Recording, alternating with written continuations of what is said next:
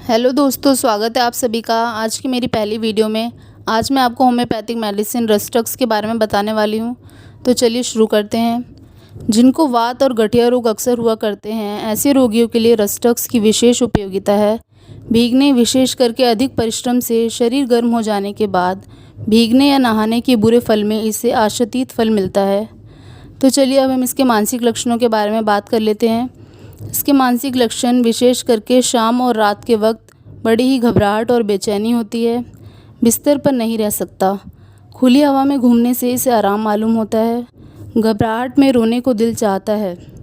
Rhus tox के पुराने रोग में नाउम्मीदी, मानसिक दुर्बलता, आत्मघात करने की इच्छा होती है, परंतु आत्महत्या करने का साहस नहीं होता। तो चलिए अब हम बात कर लेते हैं इसमें बेचैनी से रिलेटेड किस तरह की कंडीशंस रहती हैं। बेचैनी में अत्यंत घबराहट का होना इसका एक विशेष लक्षण है। इस लक्षण पर एकोनाइट मेडिसिन और आर्सेनिक मेडिसिन के साथ इसकी तुलना होती है। फ़र्क यह है कि एकोनाइट मेडिसिन में सबसे अधिक बेचैनी, मृत्यु भय और प्यास भी बहुत ज़्यादा रहती है और इस बेचैनी से कुछ आराम नहीं मिलता। आर्सेनिक मेडिसिन में थोड़ी थोड़ी देर बाद थोड़ी थोड़ी प्यास रहती है, बहुत ही कमज़ोरी और जलन रहती है और इस बेचैनी से कुछ भी आराम नहीं मिलता। रस्टक्स रोगी जितना ही बेचैन होता है और उतना ही उसे आराम मिलता है, इसलिए वह बेचैनी के साथ बार बार करवटें बदलता रहता है। चलिए अब हम बात कर लेते हैं इस मेडिसिन में हरकत से आराम मिलता है। हिलने जुलने या हरकत करने से रोग में कमी और स्थिर रहने से वृद्धि रस्टक्स का सर्वप्रधान लक्षण है। कोई भी बीमारी क्यों न हो, तुम्हें उसके नाम से कुछ भी मतलब नहीं। यदि देखो कि रोगी को हरकत से आराम मिलता है तो फ़ौरन रस्टक्स का स्मरण करो। चलिए अब हम बात कर लेते हैं इसमें सिर से रिलेटेड किस तरह की कंडीशंस होती हैं।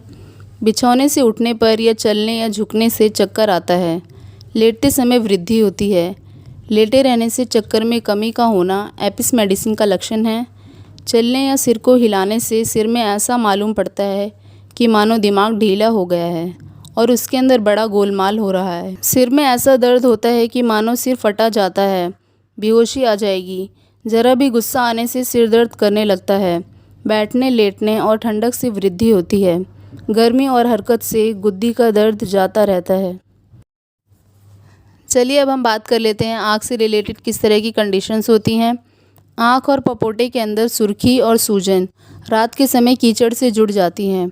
आँख के ऊपर के पपोटे सूजे हुए, सुर्ख बादा और उन पर छोटी छोटी फुंसियाँ। आँख के ऊपर के पपोटे का पक्षाघात, पपोटे भारी मालूम होते हैं, उठाए नहीं जाते। तो दोस्तों ये थे रस्टक्स मेडिसिन के कुछ मुख्य लक्षण। अगर आपके लक्षण इसमें मैच करते हैं तो आप इससे अपनी दवा का चुनाव कर सकते हैं।